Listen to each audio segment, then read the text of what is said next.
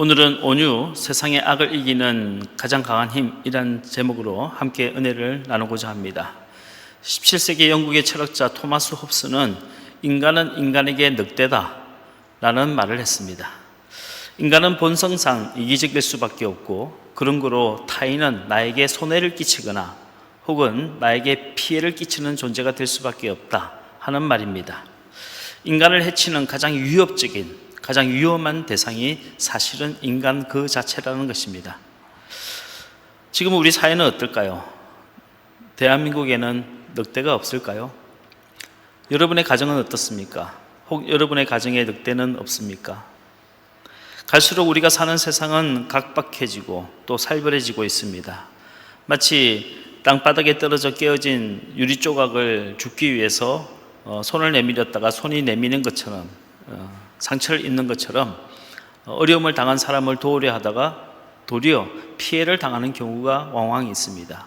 그래서 그런지 요즘은 다른 사람의 어려움을 보고도 그냥 못 본 척 지나가는 경우가 많이 있습니다. 다른 사람을 대하는 태도가 갈수록 차갑고 냉정하게 변해가고 있습니다. 내가 늑대가 되어서 다른 사람을 물어뜯지 않으면 결국은 내가 당한다고 생각하는 사람들이 많아지고 있습니다.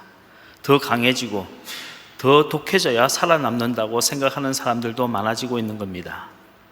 하지만 하나님은 강한 자가 아니라 온유한 자가 이 땅에서 번성하리라고 말씀해 주었습니다. 예수님께서 팔복에서 이렇게 선포하셨죠. 우리 마태복음 5장 5절 말씀을 같이 한번 읽겠습니다. 시작. 온유한 자는 복이 있나니 저희가 땅을 기업으로 받을 것이미요. 온유한 자가 강한 자를 이기게 되고 온유한 자가 이 땅에서 지경이 넓어진다 하는 말씀입니다. 예수님이 말씀하신 온유란 우유부단하고 비굴한 것이 아닙니다. 온유란 헬라어로 프라우스라고 하는데 이 말은 힘을 아끼는 절제된 상태라는 의미입니다. 싸울 힘이 없어서 비겁하게 도망을 치는 것이 아니라 하나님의 영광을 위해서 나의 힘을 아끼는 절제된 상태가 온유라는 것입니다. 마치 갓 태어난 햇병아리를 살포시 쥐듯이 힘을 주지 않고 부드럽게 대하는 것이 프라오스, 즉 온유라는 것입니다. 여러분, 갓 태어난 어린 햇병아리를 있는 힘껏 꽉 쥐어버리면 어떻게 되겠습니까? 죽거나 다치지 않겠습니까? 사람이 사람을 대할 때도 프라우스, 온유해야 한다는 겁니다. 교인들끼리 대화를 할 때도 함부로 말을 하는 것이 아니라 프라우스, 온유하게 대해야 한다는 겁니다. 남편이 아내를 대할 때도 프라우스, 온유하게 대해야 한다는 겁니다. 특별히 부모가 자녀를 대할 때 프라우스, 온유로 대해야 한다는 겁니다. 사도 바울은 에베소서 6장에서 아비들아 너희 자녀를 노엽게 하지 말고 오직 주의 교훈과 훈계로 양육하라 하고 말씀하고 있는데 똑같은 내용을 전하고 있는 골로새서 3장을 보면 여기에 한마디를 덧붙이고 있습니다. 같이 한번 읽겠습니다. 시작. 아비들아 너희 자녀를 노엽게 하지 말지니 낙심할까 함이라. 부모가 자녀를 온유함으로 대하지 않고 노여움으로 대하면 자녀가 낙심하게 된다라고 말씀하고 있어요. 우리말 성경에는 낙심이라고 하는 단어를 사용하고 있는데 그렇다면 헬라어 원어 본문 성경에는 뭐라고 적혀 있을까요? 사도 바울은 이 본문에서 아디메오라고 하는 단어를 사용하고 있습니다. 그런데 이 아디메오라고 하는 단어는 특별한 의미가 있는 단어입니다. 아디메오는 전쟁에서 패한 장수가 스스로 자기 목숨을 끊는 것을 아디메오라고 부릅니다. 길보아산 전투에서 블레셋과의 전쟁에서 패배한 사울 왕이 자신의 칼을 뽑아서 스스로 목숨을 끊은 것이 아디메오입니다. 그렇다면 바울은 부모에게 자녀를 노엽게 하지 말라는 교훈을 주면서 왜 이렇게 무시무시한 단어를 선택한 걸까요? 부모가 자녀들에게 하나님의 말씀이 아닌 내 감정으로 대하고 온유함이 아닌 노여움으로 대하면 그 자식은 성격만 의기소침해지는 것이 아니라 결국은 믿음을 포기하게 되고 구원을 포기해가게 된다는 점을 경고하기 위해서 이 단어를 사용한 겁니다. 우리는 성령을 받고 능력을 받아서 방언을 하고 예언을 하고 입신을 하고 기적을 행하고 신유를 행하기 이전에 온유함부터 배워야 합니다. 왜 그렇습니까? 온유란 다른 사람의 영혼을 구원하는 성품이기 때문이에요. 여러분, 믿음은 말이 아니라 성품으로 열매를 맺습니다. 태도가 좋아야 믿음의 빛이 나는 겁니다.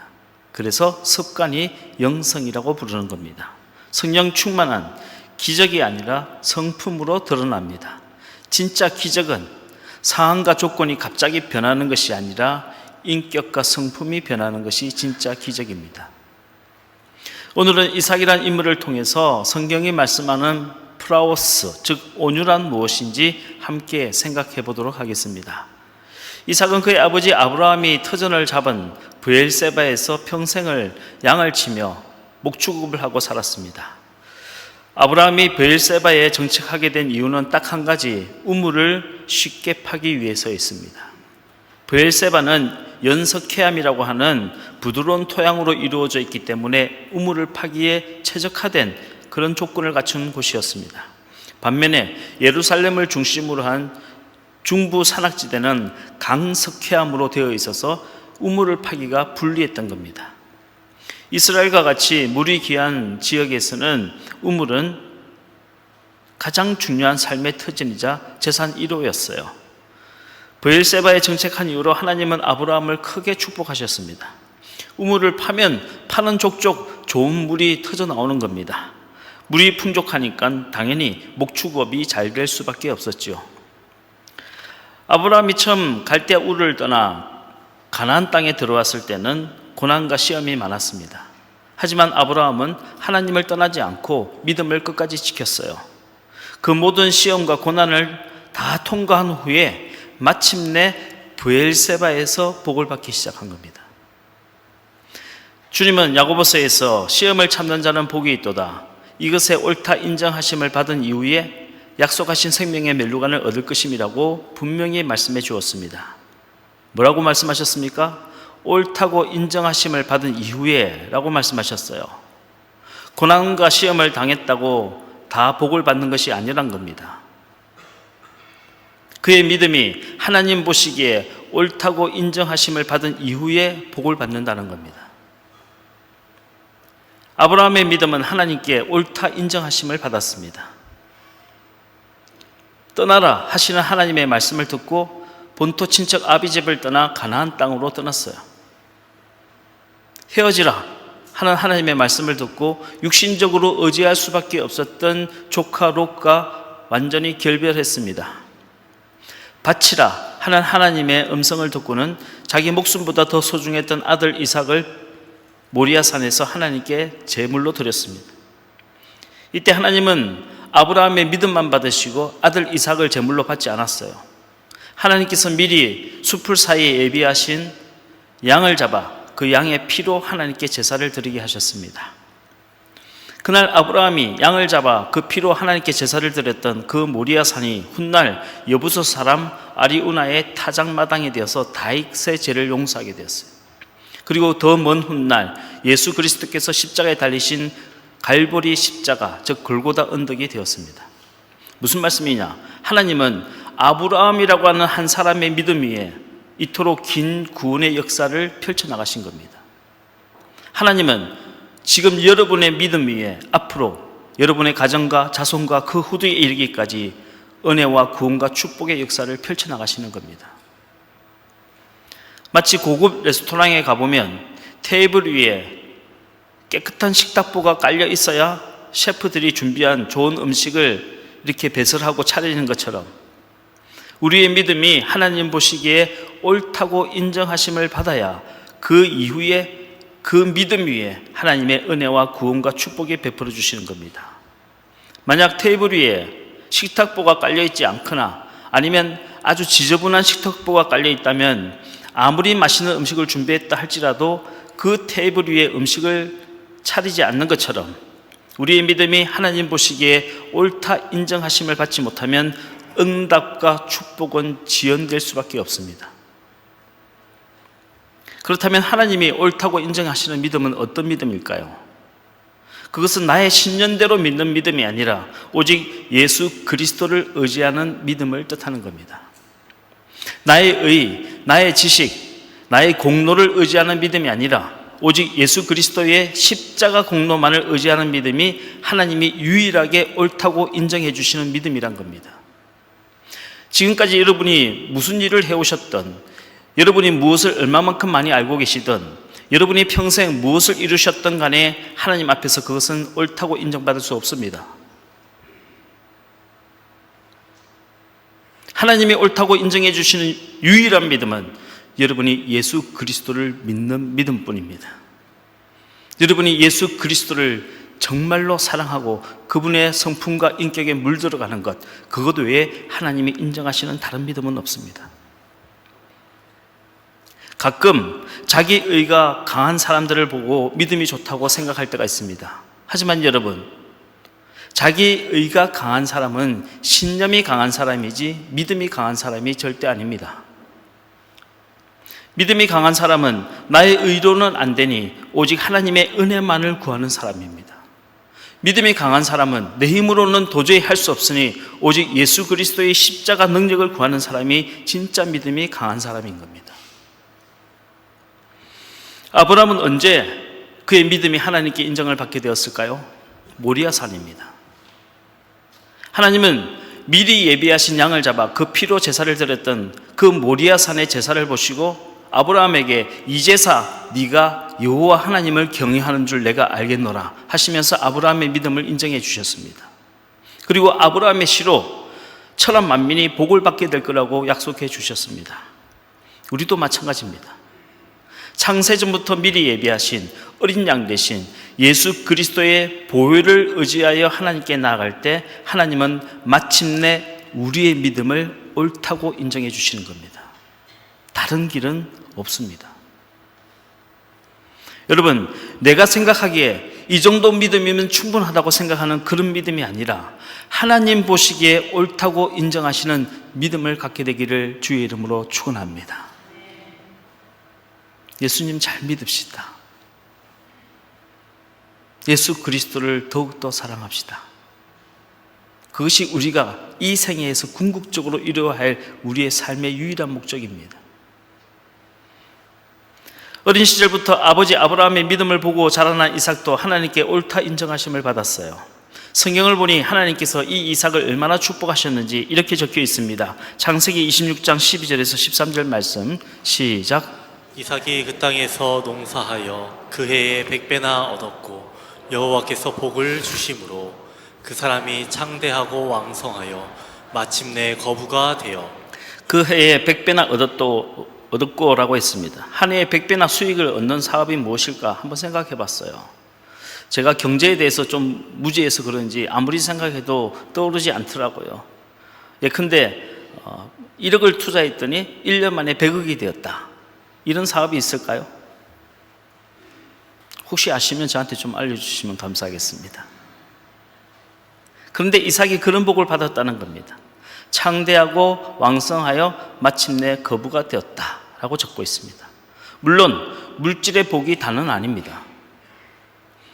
하지만 하나님은 하나님의 영광을 위해서 물질을 제대로 쓸 줄 아는 사람에게는 물질의 복을 주십니다. 그런데 이삭이 받은 복의 출발이 뭐냐? 바로 우물이란 겁니다. 당시 우물은 인간의 노력으로 받을 수 있는 복이 아니었어요. 왜냐하면 당시 사람들의 지식으로는 어디에 우물을 파야 어느 땅 밑에 물이 있는지 전혀 알지 못했기 때문입니다. 이건 오직 하나님이 주시는 축복이었어요. 성경을 보면 우물을 둘러싼 전쟁 이야기가 많이 나옵니다. 대표적인 것이 출애굽기 17장에 나오는 르비딤 전투입니다. 출애굽한 이스라엘 백성이 물이 없어 목말라 할 때 하나님은 호렙산의 바위를 깨뜨렸어서 물이 터지게 나오게 했습니다. 이스라엘 백성에게 물이 생겼다는 소문을 듣고 아말렉 족속이 쳐들어왔어요. 출애굽기 17장의 르비딤 전투는 한마디로 물의 전쟁이었습니다. 그런데 오늘 본문을 보니 이삭에게도 이와 비슷한 사건이 일어나게 됩니다. 이삭의 우물이 좋고 목축업이 잘 되는 것을 보고 시기질투했던 블레셋 사람들이 이삭의 우물을 흙으로 메꿔버린 겁니다. 오늘 본문 26장 12절에서 15절 말씀을 같이 한번 보겠습니다. 시작. 이삭이 그 땅에서 농사하여 그 해에 100배나 얻었고 여호와께서 복을 주심으로 그 사람이 창대하고 왕성하여 마침내 거부가 되어 양과 소가 떼를 이루고 종이 심히 많으므로 블레셋 사람이 그를 시기하여 그 아버지 아브라함 때에 그 아버지의 종들이 판 모든 우물을 막고 흙으로 메웠더라. 흙으로 우물을 메웠다는 것은 정말 잔인하고도 파렴치한 짓이었습니다. 이건 한마디로 너 오늘 한번 주고봐라, 이런 의미입니다. 그런데 이삭은 싸우자고 덤비지 않고 참고 양보했습니다. 이건 정말 목숨을 걸고 싸울 만한 일인데도 불구하고 이삭은 침묵하고 분쟁을 피했습니다. 블레셋 사람들과 시시비비를 가리지 않고 이삭은 조용히 그곳을 떠나서 그랄 골짜기로 올라가서 또 다른 우물을 팝니다. 그 다음 절 16절에서 18절 말씀을 보겠습니다. 시작. 아비멜렉이 이삭에게 이르되 네가 우리보다 크게 강성한즉 우리를 떠나라. 이삭이 그곳을 떠나 그랄 골짜기에 장막을 치고 거기 거류하며 그 아버지 아브라함 때에 팠던 우물들을 다시 팠으니 이는 아브라함이 죽은 후에 블레셋 사람이 그 우물들을 메웠습니다. 이삭이 그 우물들의 이름을 그의 아버지가 부르던 이름으로 불렀더라. 이렇게 이삭이 블레셋 사람들을 피해서 그랄 골짜기로 올라가 우물을 팠더니 이번에는 그랄의 목자들이 찾아와서 정말 말도 안 되는 생트집을 잡는 겁니다. 이어서 19절에서 21절 말씀을 보겠습니다. 시작.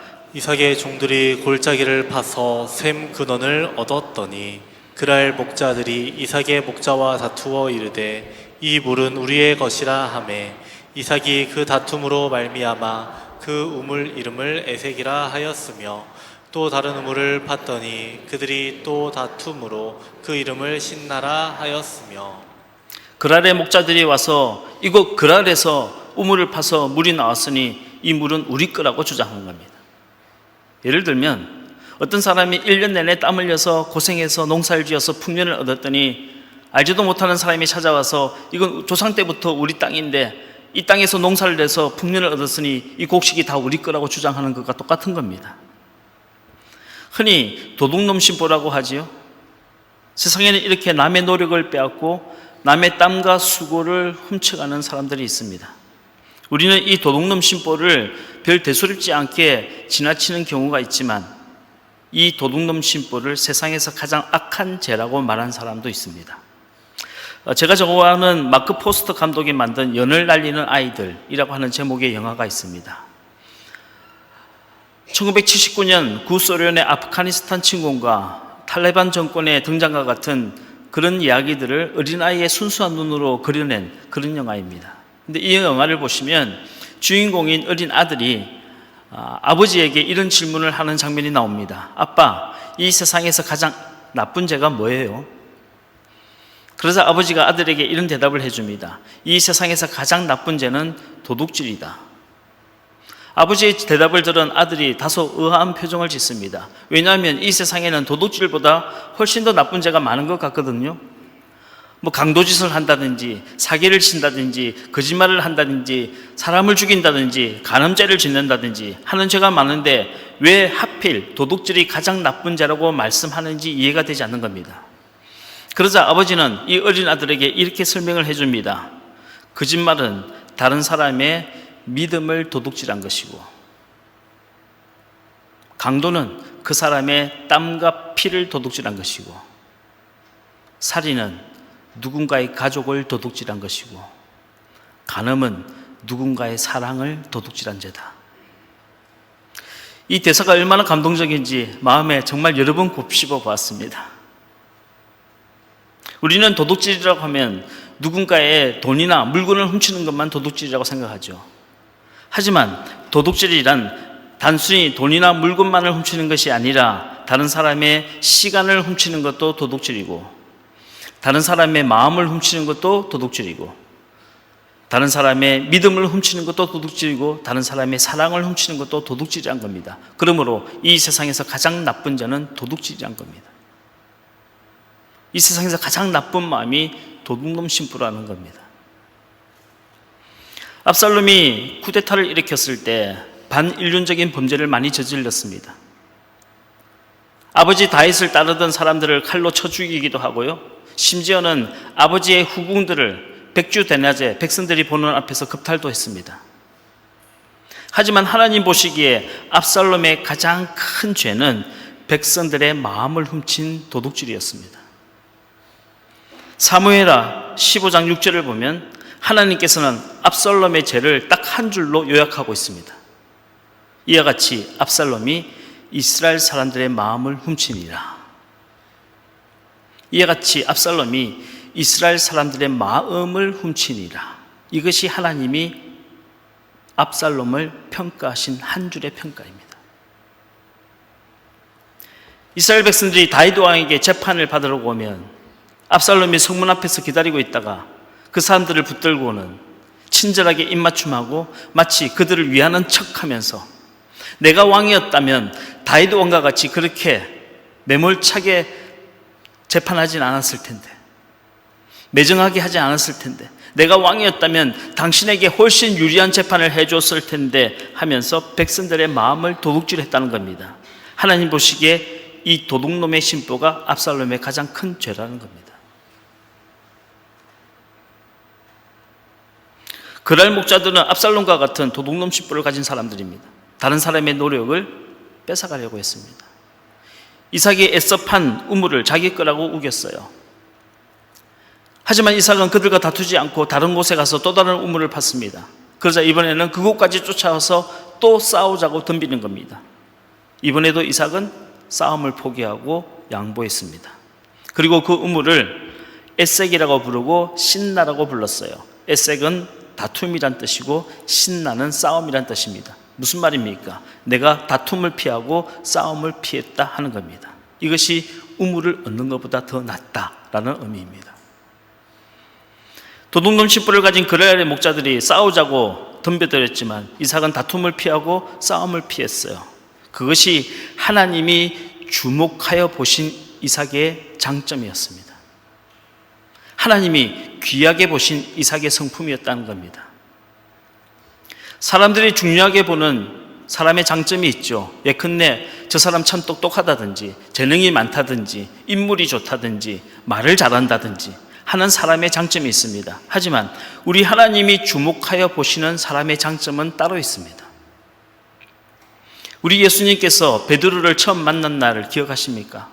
성경을 보니 그날 베드로는 밤이 새도록 빈 그물질을 하고 있었다라고 적혀 있습니다. 밤새도록 그물질을 해도 고기 한 마리도 잡히지 않는데 이 무식한 베드로는 밤이 새도록 새벽이 올 때까지 계속해서 빈 그물질을 하고 있었다는 겁니다. 우리 같으면 그런 날은 그냥 일찌감치 집에 돌아가서 발 닦고 잠이나 자는 게 더 좋을 것 같은데 베드로는 우직하게 새벽이 올 때까지 빈 그물질을 하고 있었다는 겁니다. 그런데 주님께서 그런 베드로를 보시고 장차 큰 박해와 환난이 다가올 때 모든 사람이 떠나가도 저 사람만은 자기 자리를 지키겠구나 하고 확신이 드셨던 겁니다. 어린 목동 다윗이 양을 칠 때 성경을 보니 사자나 곰이 어린 양 새끼를 물어가면 쫓아가서 그 수염을 잡아 뽑고 아가리를 찢어서 새끼 양을 다시 찾아왔다고 했습니다. 하나님은 그런 다윗의 모습을 유심히 보고 계셨던 겁니다. 이런 사람이라면 훗날 이스라엘의 이런 영혼 하나를 반드시 찾아내겠구나 하는 확신이 드셨던 겁니다. 여러분, 지금 하나님께서 유심히 보고 계시는 여러분의 장점이 있으십니까? 하나님께서 꼭 쓰고 싶어 하시는 여러분의 성품이 있으십니까? 여러분의 재능이 아니라 여러분의 성품이 있느냐 이 말씀입니다. 이삭에게는 세상의 악을 이길 만한 온유라고 하는 성품이 있었습니다. 하나님은 이삭의 그 온유함을 인정해 주신 거예요.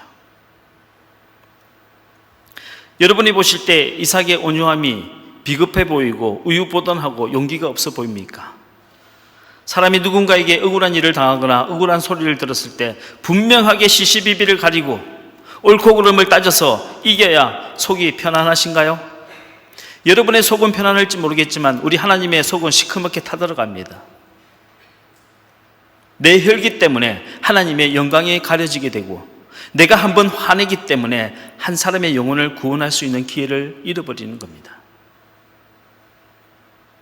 온유한 사람이 이기는 사람이고 온유한 성품이 사람의 영혼을 구원하는 성품이란 겁니다. 치패설존이라고 하는 한자가 있죠.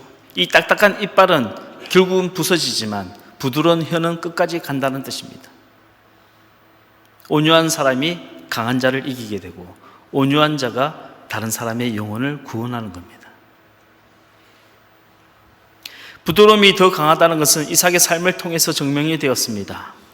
이렇게 블레셋 사람들에게, 그랄의 목자들에게 억울하게 쫓겨다니면서 우물을 파고 또 팔았던 그 이삭에게 하나님은 마침내 가장 좋은 우물을 선물로 주셨습니다.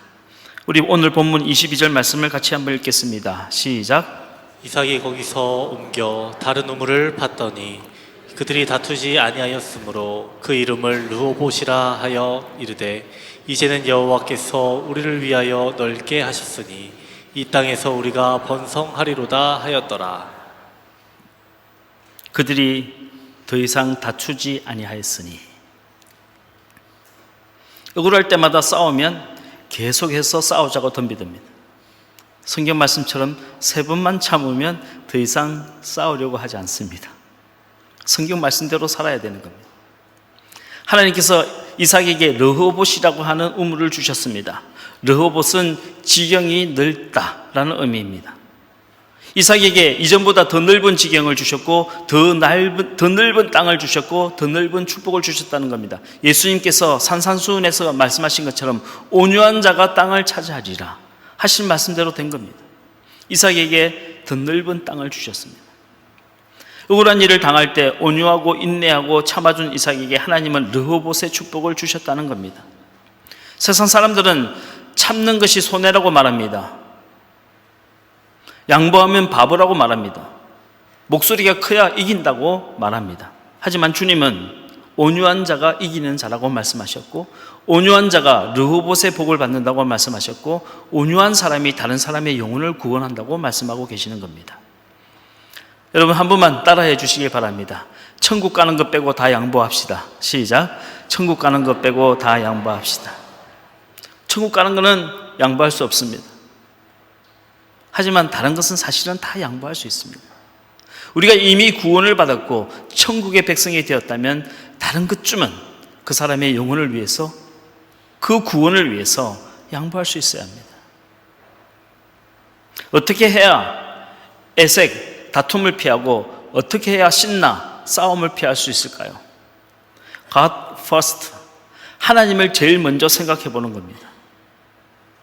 하나님의 영광을 제일 먼저 첫 번째로 생각해 보면 다툼을 피하고 싸움을 피할 수 있습니다.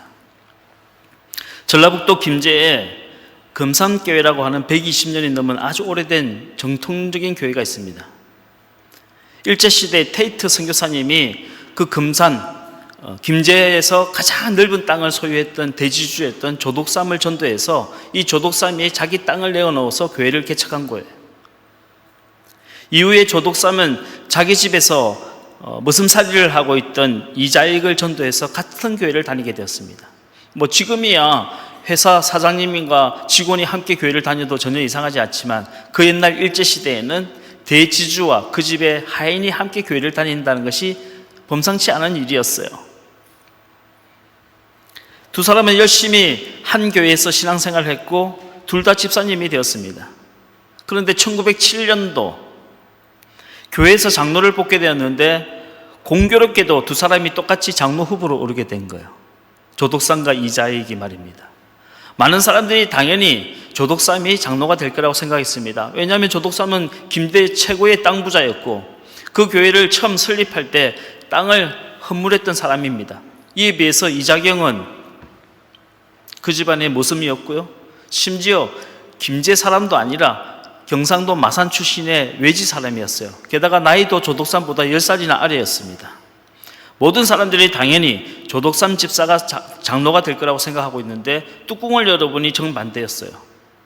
평소에 기도도 많이 하고 봉사도 많이 했던 이자익이 장로가 된 겁니다. 모든 교인들이 당황해서 교회 분란이 생기면 어떡할까 염려하고 있었는데 이 조독삼이 예배가 끝난 다음에 교인들 앞에 나와서 이렇게 말을 했습니다. 오늘 우리 금산교회는 참으로 훌륭한 일을 하나님 앞에서 해냈습니다. 사실 우리 집에서 일하고 있는 저 이자익 집사님은 저보다 훨씬 더 신앙심도 깊고 기도도 많이 하는 분입니다. 저는 앞으로 이자희 장로님을 신앙의 선배로 잘 모시면서 이 교회에서 끝까지 충성하겠습니다. 조독삼의 말은 인사치레가 아니었어요. 그 이후로 조독삼은 이전보다 더 열심히 교회에서 봉사했습니다. 결국 몇 년 후에 조독삼도 그 교회 장로님이 되셨어요. 그런데 조독삼이 장로님이 된 그 해에 이자익은 평양신학대학교를 들어가게 됩니다. 신학생이 된 그 이자익 장로님을 위해서 조독삼은 모든 학비와 생활비를 다 지원해 주었습니다. 그리고 이자익이 신학교를 졸업하고 목사 안수를 받던 해에 조독삼은 본인이 나서서 그 이자익을 자기 교회 담임 목사님으로 청빙하게 됩니다. 한때 자기 집안에 모섬이었던 사람을 자기보다 먼저 장로님으로 세워드리고 양보하고, 그리고 그분이 목사가 되자 자기가 나서서 그 어린 사람을 담임 목사로 초빙해서 조독삼 장로님이 돌아가실 때까지 그 이자익 목사님을 평생 아버지같이 잘 섬기고 살았어요. 조독삼 장로님의 아들도 그 금산교회 장로님이 되셨고 손주도 그 금산교회 장로님이 되셨습니다. 요즘은 교회 안에서 나보다 늦게 들어온 사람이 먼저 직분을 받으며 화가 나서 교회를 떠나기도 합니다. 교회 안에서 자존심 싸움하고 기싸움 하다가 원수처럼 되기도 합니다. 여러분, 우리는 왜 예수를 믿는 걸까요? 진짜 예수를 믿는다는 것이 무엇인지 우리는 우리의 신앙 선배님들에게 배워야 합니다. 우리는 양보하면 내가 손해인 줄 알고 지면 죽는 줄 알지만 이삭은 힘이 있어도 져줬고 마땅한 권리가 있었지만 양보했습니다. 왜? 하나님의 영광을 위해서였어요. 내가 다투고 분쟁하면 하나님의 영광이 가려질까 봐 이삭은 그것을 두려워했던 겁니다. 다른 사람이 나를 해코지하고 다른 사람이 뒤에서 나에 대해서 뭐라고 말을 하고 다른 사람이 나의 마음을 상하게 하는 것이 두려운 것이 아니라 나 때문에 하나님의 영광이 가려질까, 오직 그것을 두려워한 겁니다. God first. 하나님은 이삭의 그 마음을 귀히 보신 거예요. 그래서 4대 족장 중에 아브라함과 이삭과 야곱과 요셉 중에 하나님이 이삭을 가장 축복하신 겁니다.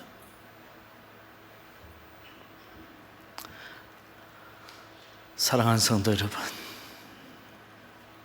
버럭하는 성질머리 버리시고 이삭과 같은 온유한 성품으로 새 사람을 입으시기를 주의 이름으로 축원합니다. 무엇보다 온유함이 있어야 아직도 구원받지 못한 내 형제들, 내 가족들 전도할 수 있습니다. 내가 아무리 옳고 내가 아무리 신앙이 올바라도 온유함이 없으면 구원할 수 없습니다. 저와 여러분이 조독삼 장로님과 같은 이삭과 같은 온유한 성품으로 세상의 악을 이기시고 마지막 한 영혼의 구원을 꼭 이루시는 저와 여러분들 되시기를 주의 이름으로 축복합니다.